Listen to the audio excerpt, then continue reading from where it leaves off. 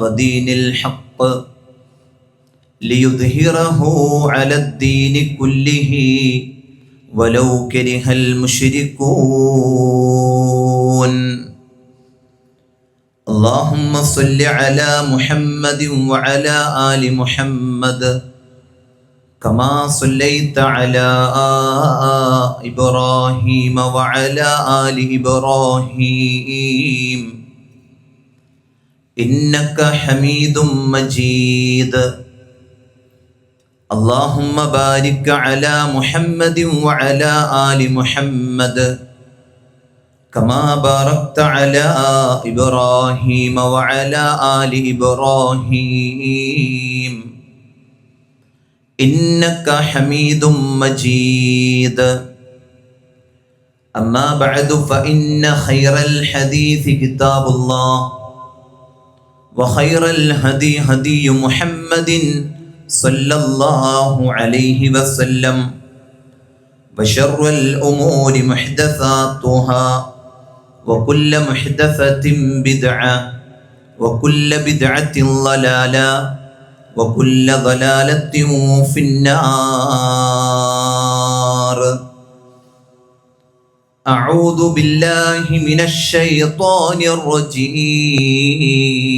الرجيم بسم الله الرحمن الرحيم يا أيها الذين آمنوا اتقوا الله حق تقاته ولا تموتن إلا وأنتم مسلمون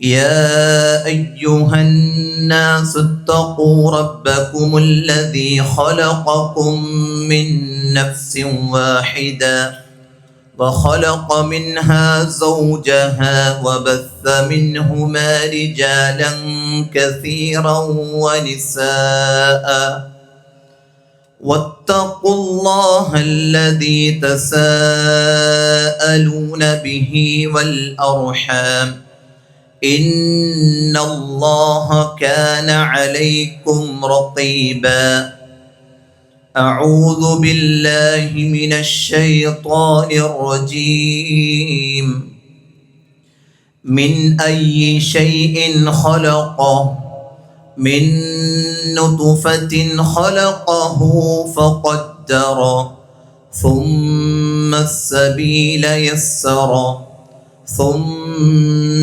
أماته فأقبر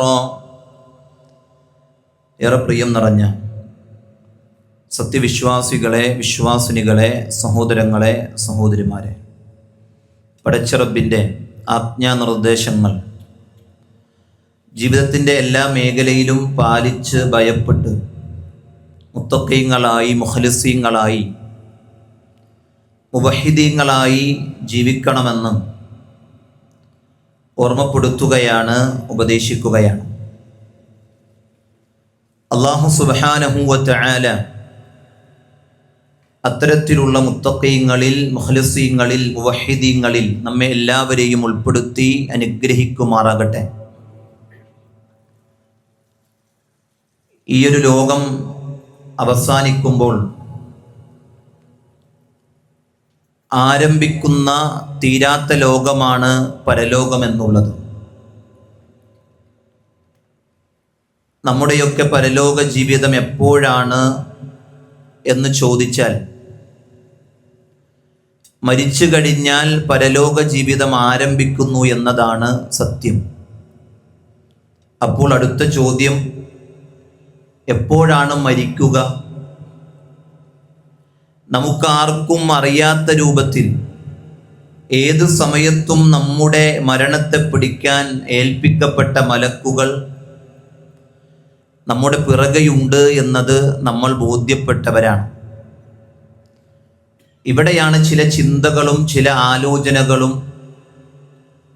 മരണത്തിന് ശേഷമുള്ള ജീവിതത്തെ സ്വസ്ഥമാക്കാനുള്ള ശ്രദ്ധയും നമ്മെ സംബന്ധിച്ചിടത്തോളം വേണ്ടത്. അല്ലാഹു സുബ്ഹാനഹു വ തആല സൂറത്ത് അബസയിലൂടെ നമ്മളോട് പറഞ്ഞു തന്ന കാര്യം സുമ്മ അമാതഹു ഫഅഖ്ബറ, പിന്നീട് നിങ്ങൾ മരണപ്പെടുകയും അതിനുശേഷം 6 അടി മണ്ണിലേക്ക് നിങ്ങളെ ഇറക്കി വെക്കുകയും ചെയ്യുന്നു. ഈ ഖബറെന്ന് പറയുന്ന ഗേഹത്തിന് അവിടെ അള്ളാഹുവിൻ്റെ റസൂൽ സല്ലല്ലാഹു അലൈഹി വസല്ലം പറയണം, അവിടെ ശിക്ഷയുണ്ട്, അവിടെ അദാബുണ്ട് എന്ന് പ്രവാചകൻ സല്ലല്ലാഹു അലൈഹി വസല്ലം പറയുകയും ആ ഖബറിൻ്റെ ശിക്ഷയിൽ നിന്ന് രക്ഷ ചോദിക്കണമെന്ന് പ്രത്യേകം പഠിപ്പിക്കുകയും ചെയ്തിട്ടുണ്ട്. പലപ്പോഴും നമ്മളിൽ എത്ര പേർ ആ ചിന്തയെ ഗൗരവപൂർവം ചിന്തിക്കാറുണ്ട്? ഞാനിപ്പോൾ മരിച്ചാൽ ഞാൻ ജീവിക്കുന്ന വിശാലമായ ജീവിതത്തിൽ നിന്ന് എനിക്ക് പിന്നീട് പോയി കിടക്കേണ്ടി വരുന്ന ഖബറിനെ കുറിച്ചും ആ ഖബറിൻ്റെ ഇടുക്കമുള്ള ജീവിതത്തെക്കുറിച്ചും നാം എത്ര പേര് ഗൗരവത്തിൽ ചിന്തിക്കാറുണ്ട് എന്നത് നമ്മൾ ആലോചിക്കണം. മഹാനായ സ്വഹാബിയാണ് ഉസ്മാൻ ഇബ്നു അഫ്ഫാൻ റളിയല്ലാഹു അൻഹു. അദ്ദേഹം ഖബർ കാണുമ്പോഴേക്കും കരയുന്നത് എന്തിനായിരുന്നു? അദ്ദേഹത്തിൻ്റെ മനസ്സിലുണ്ടായിരുന്ന ഖബറിനെ കുറിച്ചുള്ള കൃത്യമായ ചിന്തയും ബോധവും പ്രവാചകൻ സല്ലല്ലാഹു അലൈഹി വസല്ലമ പഠിപ്പിച്ചു കൊടുത്ത വിജ്ഞാനവും അദ്ദേഹത്തിൻ്റെ ഹൃദയത്തിൽ അത്രമേൽ ആഴ്ന്നിറങ്ങിയത് കൊണ്ടാണ് ആ ഖബർ എന്ന് കേൾക്കുമ്പോൾ അദ്ദേഹത്തിന് കരച്ചിൽ വരുന്നത്, ബോധരഹിതനായി വീഴുന്നത് എന്ന് നമ്മൾ മനസ്സിലാക്കുകയാണ്. സഹോദരങ്ങളെ, ഖബറിൽ ശിക്ഷയുണ്ടെങ്കിൽ ആ ശിക്ഷയുണ്ട് എന്നത് പ്രമാണങ്ങൾ കൊണ്ട് സ്ഥിരപ്പെട്ടതാണല്ലോ. എങ്കിൽ ആ ശിക്ഷയിൽ നിന്ന് രക്ഷപ്പെടാൻ എന്തൊക്കെ കാര്യങ്ങൾ നമ്മൾ ചെയ്യുന്നുണ്ട്? എന്തൊക്കെയാണ് നമ്മുടെ ജീവിതത്തിൽ നാം ശ്രദ്ധിക്കേണ്ടത് എന്നിത്യാദി ചെറിയ കാര്യങ്ങളാണ് ഇൻഷാ അല്ലാഹ് ഇന്നത്തെ ഖുതുബയിൽ നമ്മൾ ഉദ്ദേശിക്കുന്നത്. ഒന്നാമത്തെ കാര്യം തൗഹീദും സുന്നത്തും അനുസരിച്ചു കൊണ്ട് ജീവിക്കുക എന്നതാണ്. ഒരാളുടെ ഖബർ ജീവിതത്തിൽ നിന്ന്, അതിൻ്റെ ശിക്ഷയിൽ നിന്ന് അയാൾക്ക് രക്ഷ ലഭിക്കണമെങ്കിൽ അയാൾക്ക് തൗഹീദ് ഉണ്ടായിരിക്കണം. പേര് ഇബ്രാഹിം എന്ന് ഇട്ടത് കൊണ്ട് തൗഹീദ് ഉള്ളവനായി കൊള്ളണമെന്നില്ല. പേര് മുഹമ്മദ് എന്ന് ഇട്ടത് കൊണ്ട് തൗഹീദ് ഉണ്ടായിക്കൊള്ളണമെന്നില്ല. അവിടെയാണ് ഞാൻ എൻ്റെ ജീവിതത്തിൻ്റെ ഏത് നിമിഷങ്ങളിലും എന്നെ സൃഷ്ടിച്ചു പരിപാലിക്കുന്ന എൻ്റെ റബ്ബായ അള്ളാഹുവിനെ മാത്രമേ ആരാധിക്കുകയുള്ളൂ, അവന് മാത്രമേ നേർച്ചകൾ അർപ്പിക്കുകയുള്ളൂ, അവൻ്റെ മുമ്പിൽ മാത്രമേ സുജൂദും റുക്കൂഉം അതുപോലെയുള്ള എല്ലാ ഇബാദത്തിൻ്റെ ഇനങ്ങളും അവന് മാത്രം ഞാൻ വകവെച്ചു കൊടുക്കുകയുള്ളൂ എന്ന് ജീവിതം കൊണ്ട് സമർപ്പിക്കാൻ നമുക്ക് പറ്റണം. ഏത് വിഷയങ്ങൾ മുമ്പിൽ വന്നാലും എൻ്റെ റബ്ബിൽ ഭരമേൽപ്പിക്കുന്നിടത്തും എൻ്റെ റബ്ബിൽ പ്രതീക്ഷിക്കുന്നിടത്തും എല്ലാറ്റിനേക്കാളും ആ റബ്ബിനെ ഇഷ്ടപ്പെടുന്നിടത്തേക്കും നമ്മൾ ജീവിതത്തെ ക്രമീകരിക്കണം. ഇങ്ങനെയെല്ലാം റബ്ബിൽ സമർപ്പിക്കാൻ നമ്മുടെ ജീവിതം കൊണ്ട് നമുക്ക് സാധിച്ചിട്ടുണ്ടോ എന്നത് ഞാനും നിങ്ങളും ആലോചിക്കേണ്ടതാണ്. അപ്പൊ തൗഹീദിലും സുന്നത്തിലുമുള്ള ജീവിതം, അതുകൊണ്ടാണ് പ്രവാചകൻ സല്ലല്ലാഹു അലൈഹി വസല്ലമ അവിടുന്ന് നാളെ ഖബറിൽ ഇറക്കപ്പെടുന്ന മനുഷ്യനെ കുറിച്ച് പഠിപ്പിച്ചു തരുന്നുണ്ട്. ഇദാ ഖുബിറൽ മയ്യിതു ഔ ഖാല അഹദുകും മതാഉ മലക്കാനി അസ്വദാനി അസ്റഖാനി യുഖാലു ലി അഹദിഹിമാ അൽ മുൻകറു വൽ ആഖറു അൻ നകീർ. ഒരു മനുഷ്യനെ ഖബറിലേക്ക് അങ്ങ് ഇറക്കപ്പെട്ടാൽ ആ മനുഷ്യന്റെ അടുക്കലേക്ക് അസ്വദാനി അസ്റഖാനി, കറുത്തതായ നീല നിറമുള്ള ആ നിലക്കുള്ള അവസ്ഥയിൽ 2 മലക്കുകൾ കടന്നു വരികയാണ്. ഒരു മലക്കിന്റെ പേരെന്താണെന്നറിയോ? അൽ മുൻകർ. മുൻകർ എന്നാണ് ഒരു മലക്കിന്റെ പേരെങ്കിൽ വൽ ആഖറു അൻ നകീറു, രണ്ടാമത്തെ മലക്കിന്റെ പേര് നകീർ എന്നാണ്. ഫയഖൂലാനി, ആ 2 മലക്കുകളും ചോദിക്കുകയാണ്, മാ കുൻത തഖൂലു ഫീ ഹാദർ റജുലി. നബി സല്ലല്ലാഹു അലൈഹി വസല്ലമയെ കുറിച്ചാണ് ചോദിക്കുന്നത്. എന്താ ചോദ്യമെന്നറിയോ? ഈ മനുഷ്യനെ കുറിച്ച് നിങ്ങൾ എന്താണ് പറഞ്ഞിരുന്നത്? ഫയഖൂലു, ഈ സമയത്ത് ഈ ഖബറിൽ കിടക്കുന്ന നല്ലവനായ മനുഷ്യൻ പറയും, മകാന യഖൂലുഹു വഅബ്ദുല്ലാഹ് വറസൂലുഹു. ഇദ്ദേഹത്തെ കുറിച്ച് ഞങ്ങൾ അല്ലാഹുവിൻ്റെ അടിമയാണെന്നും അവിടുത്തെ റസൂലാണെന്നും പറഞ്ഞിരുന്നു. അഷ്ഹദു അല്ലാ ഇലാഹ ഇല്ലല്ലാഹ് വ അന്ന മുഹമ്മദൻ അബ്ദുഹു വറസൂലുഹു. അല്ലാഹുവല്ലാതെ ആരാധനക്കർഹൻ മറ്റാരുമില്ലെന്നും മുഹമ്മദ് നബി അല്ലാഹുവിൻ്റെ അടിമയും അവിടുത്തെ ദൂതനുമാണെന്ന് ഞങ്ങൾ പ്രഖ്യാപിച്ചിരുന്നു. ഈ സമയത്ത് ഈ രണ്ട് മലക്കുകൾ പറയും, ഖദ് കുന്നാ നഅലമു അന്നക തഖൂലു ഹാദാ. ഇത് നിങ്ങൾ പറയുമെന്ന് അല്ലാഹു ഞങ്ങളെ അറിയിച്ചു തന്നിട്ടുണ്ടായിരുന്നു. പിന്നീട് എന്താണ് ഖബറിൽ സംഭവിക്കുന്നതെന്നറിയോ? സുമ്മ യുഫ്സഹു ലഹു ഫീ ഖബ്രിഹി 70 ദിറാഅൻ. അവന്റെ ഖബർ 70 മുഴത്തോളം നീളം വെക്കുകയാണ്. അവന്റെ ഖബർ 70 മുഴത്തോളം അതിങ്ങനെ വിശാലപ്പെടുകയാണ്. ഫീ 70 സുമ്മ യുനവ്വിറു ലഹു ഫീഹി. പിന്നീട് ആ ഖബറിൽ പ്രകാശം നിറക്കുകയാണ്. എന്താണ് അവനുള്ള ക്വാളിറ്റി? അവനുള്ള ക്വാളിറ്റി അഷ്ഹദു അല്ലാ ഇലാഹ ഇല്ലല്ലാഹ് വ അഷ്ഹദു അന്ന മുഹമ്മദർ റസൂലുള്ളാഹ്. ഇന്നത്തെ സമൂഹം എന്താ? ഇന്നത്തെ ജനവിഭാഗം എന്താ? ഇന്നത്തെ മുസ്ലിം കൗമിന്റെ അവസ്ഥ എന്താ? തൗഹീദിൽ പോലും പിഴച്ചു പോകുന്നുണ്ട് ചിലയിടങ്ങളിൽ. നിസ്കാരത്തിൽ അവന്റെ പ്രധാനപ്പെട്ട അവയവത്തിൽ അവൻ കൈവച്ചുകൊണ്ട് പ്രാർത്ഥിക്കുന്നുണ്ട്.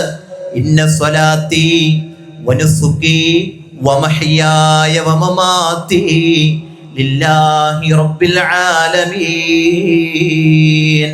എൻ്റെ നിസ്കാരം, എൻ്റെ ബലികർമ്മം, എൻ്റെ നേർച്ച, എൻ്റെ ജീവിതം, എൻ്റെ മരണം ലില്ലാഹി റബ്ബിൽ ആലമീൻ. സർവലോകത്തെയും പഠിച്ചു പോറ്റുന്ന, എല്ലാത്തിനെയും അടക്കി ഭരിക്കുന്ന അല്ലാഹുവിനാണ്. എന്നിട്ട് പറയാ, നിസ്കാരം കഴിഞ്ഞപ്പോൾ അവനോട് ചോദിച്ചു, എവിടെ പോവുകയാണ്? ബദരീങ്ങൾക്ക് നേർച്ച നേരാൻ പോവുകയാണ്. നിങ്ങൾ ആലോചിച്ച് നോക്കിയേ, എന്തിനാ പള്ളികളിൽ ബദരീങ്ങൾ വക നേർച്ചപ്പെട്ടി? എന്തിനാ? എന്തിനാ? അങ്ങനെ ഒരു നേർച്ച ഉണ്ടോ? നിസ്കാരത്തിൽ എന്തേ പറഞ്ഞേ? എൻ്റെ നേർച്ച, എൻ്റെ നിസ്കാരം, എൻ്റെ ജീവിതം, എൻ്റെ മരണം അല്ലാഹ്ക്കാണ്. എന്നിട്ട് നിസ്കാരം കഴിഞ്ഞിട്ട് ആ നേർച്ചപ്പെട്ടിയിൽ 1000 രൂപ, 500 രൂപ. സഹോദരങ്ങളെ, ആ നേർച്ച എവിടെ കൊണ്ടുപോയി വെക്കാൻ പറ്റും? അവന്റെ ഖബറിൽ പ്രകാശമില്ലാതെയാക്കി കളയും. അവന്റെ ഖബറിൽ ശിക്ഷകളുടെ ഖബറാക്കി അതിനെ മാറ്റിക്കളയും. കാരണം എന്താ? തൗഹീദില്ലാത്തവന്റെ ഖബറുണ്ടല്ലോ, അവിടെ ഇരുട്ടാണ്, അന്ധകാരമാണ് എന്നുള്ളതിൽ സംശയമില്ല. അതുകൊണ്ട് നമ്മുടെ ജീവിതത്തെ ഒന്ന് കൃത്യമായി നമ്മൾ പരിഗണിക്കണം, പഠിക്കണം. മറ്റെല്ലാം നമ്മൾ എല്ലാവരോടും അന്വേഷിക്കും. വീട്ടിലൊരു പെയിന്റ് അടിക്കണമെങ്കിൽ ഒരു 5-6 പേരോട് ചോദിക്കും. വീട്ടിലൊരു കൺസ്ട്രക്ഷൻ വർക്ക് ഉണ്ടെങ്കിൽ ഏത് സിമെന്റ് വാങ്ങണം എന്ന് ചോദിക്കും. ഒരു ചെരുപ്പ് വാങ്ങുമ്പോൾ ചോദിക്കും, ഒരു ഡ്രസ്സ് വാങ്ങുമ്പോൾ ചോദിക്കും. നമ്മൾ ജീവിച്ച് നമ്മുടെ ജീവിതത്തിന്റെ പാരത്രികമായ വിജയത്തിന് ആത്യന്തികമായി ആവശ്യമായ നമ്മുടെ ദീനിനെ കുറിച്ച് അതിലെന്തെങ്കിലും തെറ്റ് പറ്റിയിട്ടുണ്ടോ? അവരൊക്കെ ഇങ്ങനെ പറയുന്നുണ്ടല്ലോ. എങ്കിൽ അതൊന്ന് പഠിക്കാനോ അറിയാനോ ശ്രദ്ധിക്കുന്നിടത്ത് നമ്മൾ എന്തേ അലസന്മാരായി പോകുന്നത് എന്ന് ഗൗരവത്തിൽ നമ്മൾ ചിന്തിക്കണം സഹോദരങ്ങളെ. രണ്ടാമത്തെ വിഭാഗം മനുഷ്യന്മാരേതാണെന്നറിയോ? ആ വിഭാഗം എന്ന് പറയുന്നത് അല്ലാഹുവിന്റെ റസൂലിന്റെ അടുക്കൽ ആ റസൂലിനെ കാണിച്ചു കൊടുക്കുമ്പോ അവർക്കറിയില്ല എന്ന് പറയുന്ന വിഭാഗമാണ്. ഒന്നുകൂടി ഹദീസില് നേരത്തെ പറഞ്ഞ വിഭാഗത്തെ കുറിച്ച് വിശദീകരിക്കുന്നുണ്ട്. എന്താണ്? വിശ്വാസികളായ അള്ളാഹുവിന്റെ റസൂലിനെ കുറിച്ച് പ്രഖ്യാപിച്ച ആ നല്ല മനുഷ്യന്മാർ, അവരോട് മലക്കുകൾ പറയും, നീ ഉറങ്ങിക്കൊള്ളുക. ഏതുപോലെ? എന്നിട്ടൊരു ഉപമ കൂടി പറയുന്നുണ്ട്. നം കനൗമത്തിൽ അറൂസില്ലദി ലാ യൂഖിലുഹു ഇല്ലാ അഹബ്ബു അഹ്ലിഹി ഇലൈ. നീ ഒരു പുതിയാപ്പിളനെ പോലെ ഉറങ്ങിക്കോ. ഒരു പുതിയാപ്പിള ഉറങ്ങണ പോലെ നീ സ്വസ്ഥമായി. ഒരു ഉത്തരവാദിത്തങ്ങളും അന്ന് പുതിയാപ്പിളക്കില്ല. കല്യാണത്തിന്റെ പിറ്റേ ദിവസം രാവിലെ പുതിയാപ്പിള സ്വസ്ഥമാണ്, അവൻ ഉറങ്ങാം, അവൻ ശാന്തനാണ്. ഇതുപോലെ നീ ഖബറിൽ ഉറങ്ങിക്കൊള്ളുവാൻ വേണ്ടി മലക്കുകൾ ആ മനുഷ്യനോട് പറയും. ഏത് മനുഷ്യനോടാ? അള്ളാഹുവിനെ മനസ്സിലാക്കി അവനെ മാത്രം ആരാധിച്ച മുഹമ്മദ് നബി സല്ലല്ലാഹു അലൈഹി വസല്ലമയെ തിരിച്ചറിഞ്ഞ ആ പ്രവാചകന്റെ സുന്നത്തുകളെ അനുധാവനം ചെയ്ത ആ ഖബറിൽ അങ്ങനെ കിടക്കുന്ന മനുഷ്യനോട് ഇങ്ങനെ പറയപ്പെടുമെന്ന് പ്രവാചകൻ സല്ലല്ലാഹു അലൈഹി വസല്ലമ പഠിപ്പിക്കുകയാണ്. രണ്ടാമത്തെ വിഭാഗം ഏതാണെന്നറിയോ സഹോദരങ്ങളെ? ആ മനുഷ്യന്റെ അടുക്കൽ പ്രവാചകനെ കുറിച്ച് പറയുമ്പോ ആ മനുഷ്യൻ പറയുന്ന വാചകം എന്താണെന്നറിയോ? വഇൻ കാന മുനാഫിഖൻ, അവൻ മുനാഫിഖാണെങ്കിൽ ഖാല സമിഅതു الناس യഖൂലൂൻ, ജനങ്ങൾ ഇങ്ങനെയൊക്കെ പറയുന്നത് ഞാൻ കേട്ടിരുന്നു. ജുമഅക്ക് ഞാൻ പള്ളിയിൽ പോകും, അതേപോലെ റമളാനാകുമ്പോൾ നോമ്പെടുക്കും, അതല്ലാതെ മതമെന്നത് എനിക്ക് ഗൗരവമായി ഞാൻ സ്വീകരിച്ചിരുന്നില്ല. എനിക്കൊരു ഗൗരവം അതിലുണ്ടായിരുന്നില്ല. ജുമക്കൊക്കെ പങ്കെടുക്കും, എങ്ങനെയെങ്കിലൊക്കെ തട്ടിപ്പടഞ്ഞ് ഞാൻ എത്തും.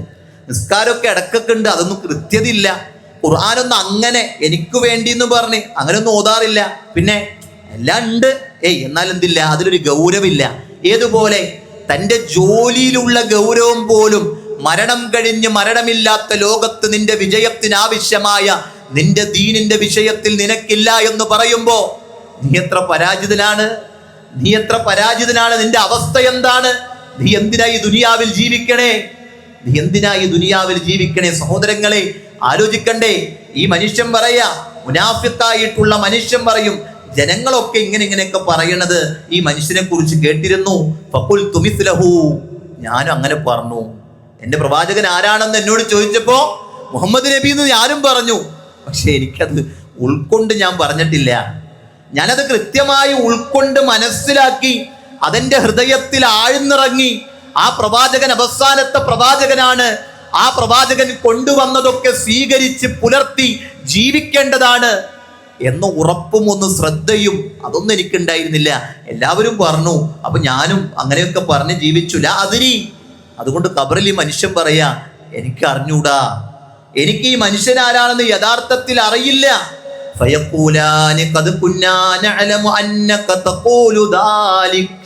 മലക്കുകൾ പറയും, നിന്നെ കുറിച്ച് ഞങ്ങൾക്കിത് നേരത്തെ മുമ്പ് അള്ളാഹ് അറിയിച്ചു തന്നിട്ടുണ്ടായിരുന്നു. എന്നിട്ടോ അവനെ ആ ഖബറിലെ രണ്ട് ഭാഗവും കൊണ്ടുവന്നവനൊരു ഇടുക്കുമെന്ന് പ്രവാചകൻ സല്ലല്ലാഹു അലൈഹി വസല്ലം പറയാം.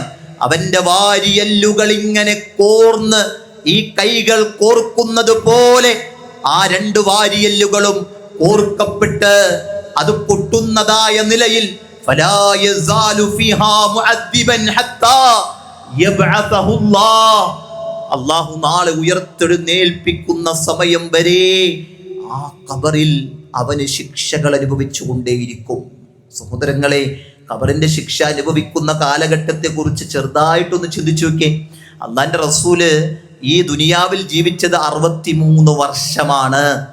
എന്നാൽ ഖബറിൽ ആ പ്രവാചകൻ 1400 വർഷങ്ങളോളമായി ഖബറിൽ. നമ്മളൊക്കെ ഇന്ന് മരിച്ചാൽ നമ്മൾ ജീവിച്ച ദുനിയാവിലെ ജീവിതം വളരെ കുറവായിരിക്കും. എന്നാലോ പിന്നീട് ഖിയാമം വരുന്നത് വരെ നാം കിടക്കുന്ന ഖബറിന്റെ ജീവിതം അതെത്രമേൽ വലുതായിരിക്കും എന്ന തിരിച്ചറിവും ചിന്തയും നമ്മുടെ മേലുണ്ടായിരിക്കണം. അതുകൊണ്ട് ഒരു അലസതയും ഒരു അജ്ഞതയും നമ്മെ സംബന്ധിച്ചിടത്തോളം ഉണ്ടാകാൻ പാടില്ല. ഗൗരവത്തിൽ അറിഞ്ഞ് ഉൾക്കൊണ്ട് ഇത് ചെയ്താൽ ഇത് കിട്ടും, ഇതിങ്ങനെ ചെയ്യണം, അതെൻ്റെ മേൽ നിർബന്ധമാണ്, ഇത് ഞാൻ ചെയ്തില്ലെങ്കിൽ എനിക്ക് പ്രശ്നമാണ്. ദീൻ എന്ന് പറഞ്ഞാൽ കളിതമാശയല്ല, ദീൻ ഗൗരവമാണ്. ഈ ചിട്ടയും ഈ വട്ടവും നമ്മുടെ ജീവിതത്തിൽ ഉണ്ടായിരിക്കണം, നമ്മുടെ കുടുംബത്തിലുണ്ടായിരിക്കണം. നാം അടങ്ങുന്ന സമൂഹത്തിന് അത് നമ്മൾ പകർന്നു കൊടുക്കുന്ന രൂപത്തിൽ ആ നിലക്കൊക്കെ നമ്മൾ ശ്രദ്ധിക്കണം. സഹോദരങ്ങളെ, മറ്റൊരു ഹദീസിൽ കാണാം, ഇദാ ഉഖഇദൽ മുഅ്മിനു ഫീ ഖബരിഹി, ഒരു മുഅ്മിനെ ഖബറിലേക്ക് ഇറക്കി വെക്കപ്പെട്ടാൽ സുമ്മ ഷഹിദ അല്ലാ ഇലാഹ ഇല്ലല്ലാഹ് വ അന്ന മുഹമ്മദർ റസൂലുള്ളാഹ്, പിന്നെ അവൻ സാക്ഷ്യപ്പെടുത്തും. എന്ത് സാക്ഷ്യപ്പെടുത്തും? ഈ കലിമത്ത് തൗഹീദിനെ സാക്ഷ്യപ്പെടുത്തും. അതാണ് പരിശുദ്ധ ഖുർആൻ അല്ലാഹ് പറഞ്ഞത്, യുസബ്ബിതുല്ലാഹുൽ ലദീന ആമനു ബിൽ ഖൗലി സാബിത്. അല്ലാഹ് എന്ത് ചെയ്യും? സാബിത്തായ ഖൗല് കൊണ്ട് വിശ്വാസികളെ അല്ലാഹു സ്ഥിരപ്പെടുത്തും എന്ന് അല്ലാഹു സുബ്ഹാനഹു വ തആല നമ്മെ പഠിപ്പിക്കുന്നത് അതാണ്. ആ സാബിത്തായ ഖൗല് എന്ന് പറഞ്ഞാൽ അത് ലാ ഇലാഹ ഇല്ലല്ലാഹ് എന്നുള്ളതാണ്. ഒരാൾ മുസ്ലിം സമുദായത്തിൽ ജനിച്ച് 5 നേരം നമസ്കരിക്കുകയും ലാ ഇലാഹ ഇല്ലല്ലാഹ് എന്ന് പറയുകയും ചെയ്യുന്നവനായതുകൊണ്ട് അവന് ഖബറിൽ രക്ഷയുണ്ടെന്ന് പറയാവതല്ല. ലാ ഇലാഹ ഇല്ലല്ലാഹ് അവൻ അംഗീകരിക്കുന്നുണ്ടോ? അവന്റെ ജീവിതത്തിൽ അതുണ്ടോ? അത് അനുവർത്തിച്ചവൻ ജീവിക്കുന്നുണ്ടോ എന്നതാണ് ലാ ഇലാഹ ഇല്ലല്ലാഹ് എന്നത് അവൻ എത്ര ഗൗരവത്തിൽ ഉൾക്കൊള്ളുന്നു എന്നതിൻ്റെ പ്രാധാന്യമായിട്ടുള്ളത്. അപ്രകാരം തന്നെയാണ് പ്രവാചകൻ സല്ലല്ലാഹു അലൈഹി വസല്ലമയുടെ കൽപ്പനകളെ ലംഘിക്കുകയും ബിദ്അത്തിന്റെ ആളായി അവൻ ജീവിക്കുകയും ചെയ്താൽ അവന് ഖബറിൽ ശിക്ഷയുണ്ട് എന്നുള്ളതിൽ യാതൊരു സംശയവുമില്ല. അതുകൊണ്ട് സഹോദരങ്ങളെ, ലാ ഇലാഹ ഇല്ലല്ലാഹ് മുഹമ്മദ് റസൂലുള്ളാഹ് അതിങ്ങനെ പറയുന്നതിൽ മാത്രമല്ല, പിന്നെ അത് ജീവിതത്തിൽ കൊണ്ടു നടക്കുന്നിടത്ത് വളരെ ഗൗരവം നമുക്കുണ്ടായിരിക്കണം, ശ്രദ്ധിക്കണം. അഖീദയുടെ വിശ്വാസത്തിന്റെ വിഷയത്തിൽ ഒരു പിഴവും ജീവിതത്തിൽ വരുന്നില്ല എന്ന് ഉറപ്പുവരുത്താൻ നമുക്ക് സാധിക്കണം. രണ്ടാമത്തെ കാര്യം എന്താണെന്നറിയോ? ഖബറിന്റെ ശിക്ഷയിൽ നിന്ന് രക്ഷ ലഭിക്കുന്ന രണ്ടാമത്തെ കാര്യം സൽക്കർമ്മങ്ങൾ വർദ്ധിപ്പിക്കുക എന്നതാണ്. പരിശുദ്ധ ഖുർആനിൽ അല്ലാഹ് പറഞ്ഞു, ഫസ്തബിഖുൽ ഖൈറാത്ത്, നിങ്ങൾ എന്ത് ചെയ്യണം? ഖൈറുകളെ നിങ്ങൾ വർദ്ധിപ്പിക്കണം, നന്മകളെ നിങ്ങൾ വർദ്ധിപ്പിക്കണം എന്ന് പരിശുദ്ധ ഖുർആനിൽ അല്ലാഹു സുബ്ഹാനഹു വ തആല പറയുമ്പോൾ പ്രവാചകൻ സല്ലല്ലാഹു അലൈഹി വസല്ലമ ഒരു ഉപമ പറഞ്ഞു തരുന്നുണ്ട്. എന്താണ് ഉദാഹരണം? മസലു ഇബ്നി ആദമ വ മാലിഹി വ അമലിഹി. ഒരു ആദമിന്റെ ഉപമയെന്ന് പറയുന്നത് അവന്റെ ധനത്തിന്റെയും അവന്റെ കർമ്മങ്ങളുടെയും അതുപോലെയുള്ള അവന്റെ ഉപമയെന്ന് പറയുന്നത് റജുലിൻ ലഹു സലാസത്തുൻ അഹില്ലാ, 3 കൂട്ടുകാരുള്ള ഒരു മനുഷ്യന്റെ ഉപമയാണ്. 3 കൂട്ടുകാരുള്ള ഒരു മനുഷ്യൻ. ഖാല ലഹു അഹദുഹും, അവരിലെ ഒരാൾ ഇവനോട് പറഞ്ഞു, എന്താണ്? അന മഅക മാ ദുംത ഹയ്യാ, നീ ജീവിച്ചിരിക്കുന്ന സമയമെത്രയും ഞാൻ നിന്റെ കൂടെയുണ്ടാകും എന്ന് പറയുന്നൊരു കൂട്ടുകാരൻ. ആ കൂട്ടുകാരൻ ആരാണെന്നറിയോ? ഫഇദാ മുത്ത ഫലസ്ത മിന്നീ വലാ അന മിൻകാ, നീ എങ്ങാനും മരിച്ചു കഴിഞ്ഞാൽ ഞാൻ നിന്റെ കൂടെയോ നീ എൻ്റെ കൂടെയോ ഉണ്ടാവുകയില്ല. ഏതാണത്? ഫദാലിക മാലുഹു, അതവന്റെ ധനമാണ്, അതവന്റെ ധനമാണ്. അത് എത്ര വരെ കൂട്ടിനുള്ളൂ? ദുനിയാവിൽ ജീവിക്കാൻ ദുനിയാവിന്റെ കൂട്ടിന് മാത്രമേ ഉള്ളൂ. അതല്ലാതെ ദുനിയാവ് കഴിഞ്ഞാൽ പിന്നെ ആ ധനം കൊണ്ട് ഇത്ര ധനം എൻ്റെ അക്കൗണ്ടിലുണ്ട് എന്നത് കൊണ്ട് അവനൊരു നേട്ടവും ഉണ്ടാകുന്നില്ല. രണ്ടാമത്തെ കൂട്ടുകാരൻ ആരാണെന്നറിയോ? വഖാലൽ ആഖറു അന മഅക ഫഇദാ ബലഗ്ത, രണ്ടാമത്തെ മനുഷ്യൻ എന്താണ്? അതേ, ഞാൻ നിന്റെ കൂടെയുണ്ടാകും. ഫഇദാ ബലഗ്ത ഇലാ ഖബരിക, നിന്നെ ഖബറിന്റെ അടുക്കലേക്ക് കൊണ്ടുപോയി വെക്കുന്നത് വരെ ഫലസ്ത മിന്നീ വലസ്തു ലക ഫദാലിക വലദുഹു, നിന്റെ ഖബറിലേക്ക് അങ്ങ് ഇറക്കി വെച്ച് കഴിഞ്ഞാൽ പിന്നെ ഞാൻ നിന്റെ കൂടെയുണ്ടാവുകയില്ല, നീ എൻ്റെ കൂടെയുണ്ടാവുകയില്ല. ആരാണെന്നറിയോ? നമ്മുടെ പൊന്നുമക്കളാണ്. ജോലി കഴിഞ്ഞ് ക്ഷീണിച്ച് തിരിച്ചു ചെല്ലുമ്പോ കവിളിലും നെറ്റിത്തടത്തും മുത്തം കൊടുത്ത് നമ്മൾ സ്നേഹിക്കുന്ന നമ്മുടെ മക്കളുണ്ടല്ലോ, ആ മക്കൾ നമ്മുടെ ഖബർ വരെ നമ്മുടെ അടുക്കൽ ഉണ്ടാവുകയുള്ളൂ. അത് കഴിഞ്ഞാൽ എത്ര സ്നേഹമുള്ള ഉപ്പയാണെങ്കിലും ഇല്ല, എത്ര സ്നേഹമുള്ള ഉമ്മയാണെങ്കിലും കൂടെ വരാൻ ആ മക്കൾ ഒരുക്കമല്ല എന്നത് സത്യമാണ്. പിന്നീട് മൂന്നാമത്തെ കൂട്ടുകാരൻ ആരാണെന്നറിയോ? അന മഅക ഹയ്യൻ വ മയ്യിതാ, നീ ജീവിച്ചിരിക്കുമ്പോഴും നീ മരണപ്പെട്ടാലും നിന്റെ കൂടെ ഞാൻ ഉണ്ടാകും. ഫദാലിക അമലുഹു, അതവന്റെ അമലാണ് എന്ന് പഠിപ്പിക്കുമ്പോ സഹോദരങ്ങളെ, അതിനെ എത്രത്തോളം നമ്മൾ സ്വീകരിച്ചിട്ടുണ്ട് എന്നത് ചിന്തിക്കണം. മക്കളെ ഇഷ്ടപ്പെടുന്നത് പോലെ നിസ്കാരത്തെ ഇഷ്ടപ്പെട്ടിട്ടുണ്ടോ? ധനത്തെ ഇഷ്ടപ്പെടുന്നത് പോലെ ഖുർആൻ പാരായണത്തെ ഇഷ്ടപ്പെട്ടിട്ടുണ്ടോ? എന്നാലോ സമ്പത്ത് നമ്മൾ ഇഷ്ടപ്പെടുന്നു, മക്കളെ നമ്മൾ ഇഷ്ടപ്പെടുന്നു, അമലുകൾ നമ്മൾ കുറക്കുന്നു. എന്നാൽ മരിക്കുമ്പോഴും ജീവിച്ചിരിക്കുമ്പോഴും നമ്മുടെ കൂടെ വരുമെന്ന് ഉറപ്പുള്ളത് അമലുകളാണ്, സൽക്കർമ്മങ്ങളാണ്. ആ സൽക്കർമ്മങ്ങളുടെ വിഷയത്തിൽ നമ്മൾ എവിടെ നിൽക്കുന്നു എന്നത് ചിന്തിക്കണം. നബി സല്ലല്ലാഹു അലൈഹി വസല്ലമയുടെ ആ ഹദീസുകളെ വിശദീകരിച്ചുകൊണ്ട് പണ്ഡിതന്മാർ പറയുന്നുണ്ട്. അതുപോലെ തന്നെ തഫ്സീറുകൾ പണ്ഡിതന്മാർ രേഖപ്പെടുത്തുന്നുണ്ട്. വമൻ അമില സാലിഹൻ ഫലിഅൻഫുസിഹിം യംഹദൂന. ആരെങ്കിലും ഒരു അമലു സാലിഹാത്ത് ചെയ്തു കഴിഞ്ഞാൽ അത് അവർക്ക് തന്നെയാണ് അതിന്റെ ഗുണം. ഒരു നന്മ ചെയ്താൽ അതിന്റെ ഗുണം അവനാണ്, അവൾക്കാണ്, വേറാർക്കും കൊടുക്കേണ്ടതില്ല. യഅനി അന്നൽ അമല സ്വാലിഹ, തീർച്ചയായും സ്വാലിഹായ അമൽ എന്ന് പറയുന്നത് യകൂനു മിഹാദൻ ലിസാഹിബിഹി ഫിൽ ഖബർ, ഖബറിൽ അതിന്റെ ആളിനു വേണ്ടി ഒരു വിരിപ്പ് വിരിക്കുന്നതാണ്. അവന്റെ അമലിന്റെ തോതനുസരിച്ച് അവന്റെ ഖബറിൽ ഒരു വിരിപ്പ് അവന് വേണ്ടി വിരിക്കുമെന്ന് പണ്ഡിതന്മാർ രേഖപ്പെടുത്തുകയാണ്. സഹോദരങ്ങളെ, അതുപോലെ തന്നെ ഖബറിലെ അവസ്ഥ എന്താണ്? വയതീഹി റജുലുൻ ഹസനുൽ വജ്ഹ്, ഒരു നല്ല മുഖത്തിന്റെ ഉടമയായ ഒരു മനുഷ്യൻ കടന്നു വരും. ഹസനുൽ സിയാബ്, നല്ല വസ്ത്രം ധരിച്ചുകൊണ്ടാണ് കടന്നു വരുന്നത്. തയ്യിബുർ റീഹ്, നല്ല സുഗന്ധം അവനിൽ നിന്നുണ്ട്. ഫയഖൂലു, ചോദിക്കപ്പെടുകയാണ്, അബ്ശിർ ബില്ലദീ യസുറുക ഹാദാ യൗമുകല്ലദീ കുൻത തുഅദൂ. ഈ മനുഷ്യൻ പറയും, ഈ വന്ന മനുഷ്യൻ പറയും, അബ്ശിർ, ഖബറിൽ കിടക്കുന്ന മനുഷ്യനോട് പറയും, സന്തോഷിച്ചോ. ബില്ലദീ യസുറുക, നീ സന്തോഷിക്കേണ്ട ദിവസമാണ്, നിനക്ക് സന്തോഷ വാർത്തയുണ്ട്, അതുകൊണ്ട് നീ സന്തോഷിക്കണം. ഹാദാ യൗമുകല്ലദീ കുൻത തുഅദ്, നീ ദുനിയാവിൽ പ്രയാസപ്പെട്ട് ബുദ്ധിമുട്ടി ത്യാഗങ്ങൾ സഹിച്ച് നിന്റെ ജീവിതത്തിന്റെ കുറെ കാര്യങ്ങളെ മാറ്റിവെച്ച് നന്മകളിലും പുണ്യങ്ങളിലും സൽക്കർമ്മങ്ങളിലും നീ ഇടപെട്ടല്ലോ. അതിന്റെ പേരിൽ നിനക്കിതാ ഇവിടെ നിനക്ക് വാഗ്ദാനം ചെയ്തതെല്ലാം ഇവിടെയുണ്ട് എന്ന് ഈ മനുഷ്യനോട് പറയും. ആ സമയത്ത് നല്ല മുഖത്തിന്റെ ഉടമയായി നല്ല വസ്ത്രം ധരിച്ചാണ് കടന്നു വരുന്നത്. ഈ സമയത്ത് ഖബറിൽ കിടക്കണ മനുഷ്യൻ ചോദിക്കും, മൻ അൻത, നീ ആരാണ്? ഫവജ്ഹുകൽ വജ്ഹു യജീഉ ബിൽ ഖൈരി, നിന്റെ മുഖം കാണുമ്പോ ഒരു നന്മ കൊണ്ടുവരുന്നവനെ പോലെയുണ്ട്. ഫയഖൂൽ, ഈ മനുഷ്യൻ പറയും, അന അമലുക സ്വാലിഹ്, ഞാൻ നിന്റെ സൽക്കർമ്മങ്ങളാണ്, ഞാൻ നിന്റെ സൽക്കർമ്മങ്ങളാണ്. നിങ്ങൾ ആലോചിച്ചു നോക്കിയേ, നമ്മൾ ചെയ്യുന്ന സൽക്കർമ്മങ്ങൾ നാളെ ഒരു നല്ല മുഖത്തിന്റെ ഉടമയായി നല്ല വസ്ത്രം ധരിച്ച് സുഗന്ധം പൂശി ഖബറിൽ നമുക്ക് ആശ്വാസമായി കടന്നു വരുമെന്ന് പ്രവാചകൻ സല്ലല്ലാഹു അലൈഹി വസല്ലം പറയാ. ഇതിങ്ങനെ കാണുമ്പോ ഈ ഖബറിൽ കിടക്കുന്ന മനുഷ്യൻ പറയുന്ന വാചകം എന്താണെന്നറിയോ? എന്താ വാചകം? റബ്ബി അഖിമിസ് സാഅത ഹത്താ അർജിഅ ഇലാ അഹ്ലി വമാലി. അല്ലാഹുവേ, എത്രയും പെട്ടെന്ന് നീ ഖിയാമം കൊണ്ടുവരണേ അല്ലാ. പരലോക ജീവിതത്തിന്റെ ഹിസാബിന്റെ നേരം ഞങ്ങളിലേക്ക് കൊണ്ടുവന്ന് തരണേ അല്ലാ.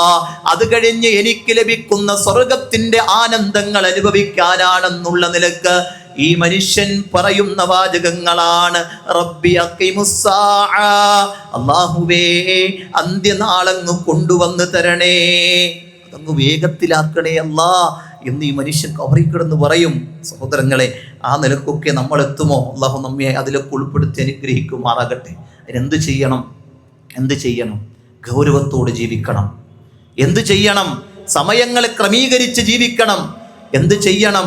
നന്മകളിൽ മുൻപിലുണ്ടായിരിക്കണം.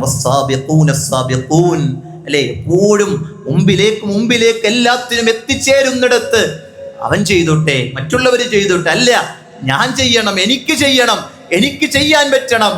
അല്ലേ, പലതും നമുക്ക് ചെയ്യാനുണ്ട് സഹോദരങ്ങളെ. നോക്കേ, നബി സല്ലല്ലാഹു അലൈഹി വസല്ലമ അവിടുന്ന് പറയുന്നൊരു ഹദീസിൽ കാണാം, അന്നബി ഹുറൈറ റളിയല്ലാഹു അൻ നബി സല്ലല്ലാഹു അലൈഹി വസല്ലം ഖാല ഇന്നൽ മയ്യിത യസ്മഉ ഖഫഖൻ നിആലിഹിം ഇദാ വല്ലൗ മുദ്ബിരീൻ. നിങ്ങൾ തിരിഞ്ഞു പോകുന്ന നിങ്ങളുടെ ചെരിപ്പടി വാറിന്റെ ശബ്ദം ആ ഖബറിൽ കിടക്കുന്ന മയ്യത്ത് കേൾക്കും. ഫഇൻ കാന മുഅ്മിനൻ, അവൻ മുഅ്മിനാണെങ്കിലോ കാനത്ത് സ്വലാത്തു ഇൻദ റഅസിഹി, അവന്റെ നിസ്കാരം അവന്റെ തലയുടെ ഭാഗത്ത് വന്നു നിൽക്കും. വകാന സൗമു അൻ യമീനിഹി, അവന്റെ നോമ്പുണ്ടല്ലോ അവന്റെ വലതു ഭാഗത്ത് വന്നു നിൽക്കും. വകാനത്ത് സകാത്തു അൻ യസാരിഹി, അവന്റെ ഇടതു ഭാഗത്ത് അവന്റെ സകാത്ത് വന്നുകൊണ്ട് നിൽക്കും. വകാന ഫിഅലുൽ ഖൈറാത്തി മിനസ് സ്വദഖ വസ്സലാ വസ്സിലാ വൽ മഅറൂഫ് വൽ ഇഹ്സാൻ, ഇങ്ങനെയുള്ള കുടുംബബന്ധം ചേർക്കലാകട്ടെ, സ്വതക്കയാകട്ടെ, നന്മകളുള്ള പ്രവർത്തനങ്ങളാകട്ടെ, അങ്ങനെയുള്ളതെല്ലാം ഇലന്നാസി ഇൻദ റിജ്ലൈഹി, അവന്റെ കാലിന്റെ ഭാഗത്ത് വന്നു നിൽക്കും. സല്ലല്ലാഹു അലൈഹി വസല്ലം പറയാ, നിസ്കാരം അത് തലയുടെ ഭാഗത്ത്, നോമ്പ് വലതുഭാഗത്ത്, സക്കാത്ത് ഇടതുഭാഗത്ത്, മറ്റുള്ള സൽക്കർമ്മങ്ങളൊക്കെ അവന്റെ കാലിന്റെ ഭാഗത്ത് വന്ന് നിൽക്കും. എന്നിട്ടോ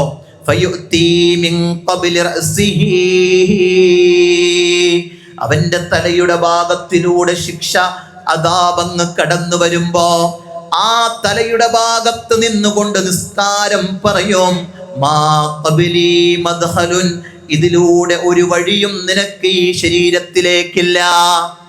ഈ ഖബറിൽ കിടക്കുന്ന ഈ മനുഷ്യന്റെ ശരീരത്തിലേക്ക് ഒരു വഴിയും ഇതിലൂടെ ഇല്ല എന്ന് പറയും.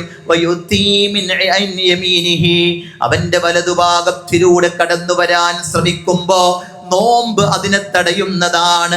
ഇടത്തെ ഭാഗത്തു കൂടി കടന്നു വരാൻ ശ്രമിക്കുമ്പോഴോ സക്കാത്ത് തടയുന്നതാണ്. അതുപോലെ കാലിന്റെ ഭാഗത്തിലൂടെ കടന്നു വരാൻ ശ്രമിക്കുമ്പോഴോ മറ്റുള്ള സൽക്കർമ്മങ്ങളൊക്കെ ആ ശിക്ഷയെ തൊട്ട് തടയുന്നതാ. ഓക്കെ, ഒരാളൊരു അമലു സ്വാലിഹ് ചെയ്താൽ അയാളുടെ ഖബറിന്റെ ശിക്ഷയിൽ നിന്ന് അയാൾക്ക് കിട്ടുന്ന പ്രൊട്ടക്ഷൻ എത്രയാണ് സഹോദരങ്ങളെ. നമ്മൾ ചിന്തിക്കണം, നമ്മൾ ആലോചിക്കണം. മറ്റൊരു ഹദീസിൽ കാണാം, അന്നബി ഹുറൈറ റളിയല്ലാഹു അൻഹു ഖാല റസൂലുള്ളാഹി സ്വല്ലല്ലാഹു അലൈഹി വസല്ലം യുഅ്ത റജുലു ഫീ ഖബ്രിഹി ഫഇദാ ഉതിയ മിൻ ഖിബലി റഅസിഹി ദഫഅതുഹു തിലാവത്തുൽ ഖുർആൻ. അവന്റെ തലയുടെ ഭാഗത്തിലൂടെ അവന്റെ ഖബറിൽ വെക്കപ്പെടുമ്പോൾ തലയുടെ ഭാഗത്ത് കൂടി ശിക്ഷ വരുമ്പോ എന്ത് ചെയ്യും?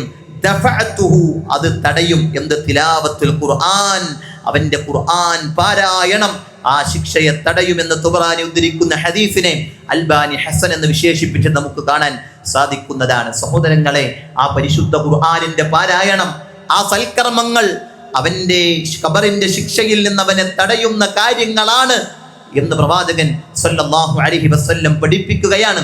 അൻ ഉഖബത്ത് ഇബ്നു ആമിർ റളിയല്ലാഹു അൻഹു عن رسول الله صلى الله عليه وسلم قال إن الصدقة لتطفئ على أهلها حر القبور. സല്ലല്ലാഹു അലൈഹി വസല്ലം പഠിപ്പിക്കുകയാണ്, തീർച്ചയായും സ്വതക്ക എന്ന് പറയുന്നത് അത് ഖബറിന്റെ ആ ചൂടിനെ ഇല്ലാതെയാക്കി കളയുന്നതാണ്. ആ ചൂടിനെ, ആ ഉഷ്ണത്തെ ഇല്ലാതാക്കി കളയുന്നതാണ്. وإنما يستظل المؤمن يوم القيامة في ظل صدقته. തീർച്ചയായും ഒരു മുഅ്മിൻ നാളെ പരലോകത്ത് അവൻ കൊടുത്ത സ്വതക്കയുടെ തണലിലായിരിക്കും എന്ന് നബി സല്ലല്ലാഹു അലൈഹി വസല്ലമ അവിടുന്ന് പഠിപ്പിക്കുകയാണ്. സഹോദരങ്ങളെ, അതുകൊണ്ട് ഈ രണ്ട് കാര്യങ്ങളെ നാം പ്രധാനമായും ഇൻഷാ അല്ലാഹ് മനസ്സിലാക്കി വെക്കണം. അതേ, ഖബറിൽ ശിക്ഷ തടയുന്ന കാര്യങ്ങളുണ്ട് എന്ന് നമ്മൾ ആദ്യം മനസ്സിലാക്കി വെക്കണം. അതേപോലെ തന്നെ ഖബറിൽ ശിക്ഷ ലഭിക്കുന്ന കാര്യങ്ങളുണ്ട്. 14ഓളം കാര്യങ്ങൾ പണ്ഡിതന്മാർ ഹദീസുകൾ വിശദീകരിച്ച് ഖബറിൽ ശിക്ഷ നൽകുന്ന കാര്യങ്ങൾ പഠിപ്പിക്കുന്നുണ്ട്. 9ഓളം കാര്യങ്ങൾ പണ്ഡിതന്മാർ ഖബറിന്റെ ശിക്ഷയിൽ നിന്ന് രക്ഷ ലഭിക്കുന്ന കാര്യങ്ങൾ നമുക്ക് പഠിപ്പിച്ചു തരുന്നുണ്ട്. 2 കാര്യങ്ങളാണ് നമ്മൾ ഇന്ന് പറഞ്ഞിട്ടുള്ളത്. ഒന്നാമത്തെ കാര്യം തൗഹീദും സുന്നത്തും അനുസരിച്ചുകൊണ്ട് ജീവിക്കുക എന്നതാണ്. ബിദ്അത്തില്ലാത്ത, പുത്തനാചാരങ്ങൾ ജീവിതത്തിലില്ലാത്ത രൂപത്തിൽ ജീവിക്കുക എന്നതാണ്. രണ്ടാമത്തെ കാര്യം, അത് വളരെ പ്രധാനപ്പെട്ടതാണ്, സൽക്കർമ്മങ്ങൾ വർദ്ധിക്കുക എന്നതാണ്. സഹോദരങ്ങളെ, അറിഞ്ഞ് മനസ്സിലാക്കി പകർത്തി ജീവിക്കുക. അല്ലാഹു തൗഫീഖ് നൽകുമാറാകട്ടെ.